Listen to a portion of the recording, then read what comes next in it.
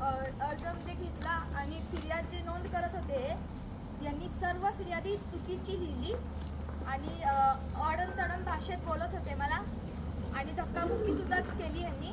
बयाजीराव कुर्ले यांनी 7 लाख रुपये यांच्याकडून घेतले. माझे सासरे रणजित गोसावी आणि पती रोहित गोसावी यांच्याकडून आणि सगळी केस यांनी त्यांच्या बाजूने मांडली व माझ्या आईवडिलांना यांनी गुंतवण्याचा प्रयत्न केलाय.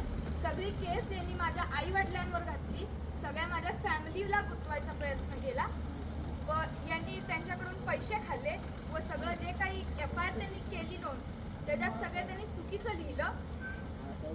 आणि जेव्हा आम्ही इथे आलो तर जेव्हा यांना बोललो आम्ही की तुम्ही असं करू नका, आम्ही SP ऑफिसमध्ये कॉल करणार, तर यांनी बोलले हसून किंवा चेष्टे त्यांनी घेतलं की SP ऑफिसमध्ये सारखं हे झालं की SP ऑफिस, ते झालं की SP ऑफिस, यांनी आम्हाला असे बोलू लागले.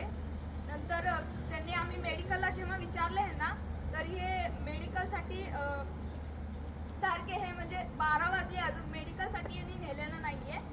सकाळी किती वाजता आलाय तुम्ही मॅडम? 2 वाजता आले. हां, तर अजून आता 10 वाजलेत, 10:30. तर किती उशीर झाले हे नोंद करून घ्या. सकाळपासून काय म्हणून तुला थांबवलं आतापर्यंत? 1 तासात होईल, 1 तासात. त्यांनी बोलले तुझी FIR चालू आहे नोंद करायची आणि त्यांनी मला विचारलं म्हणजे एका पोलीस स्टेशनमध्ये तुम्ही येताय आणि तुमची सकाळपासून 10 वाजल्यापासून ते संध्याकाळपर्यंत तुमची FIR नोंद करायसाठी लागतात. म्हणजे यांना जवळजवळ 8 ते 9 तास लागतात एक FIR नोंद करण्यासाठी. ठीक आहे. संजय नगर पोलीस स्टेशनमध्ये सकाळपासून एक लेडीज त्याचा काहीतरी तक्रार होती त्यासाठी ती आली होती आणि ती लेडीज सकाळी 12 वाजल्यापासून थांबली आहे इथं. तरी आता रात्रीचे 12:30 वाजलेले आहे.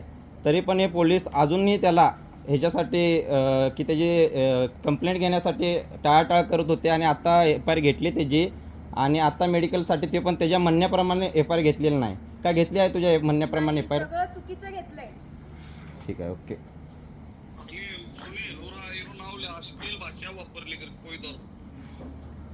बयाजीराव कुर्ले यांनी चुकीची भाषा वापरली, बोलण्याची पद्धत वेगळी वापरलेली आहे,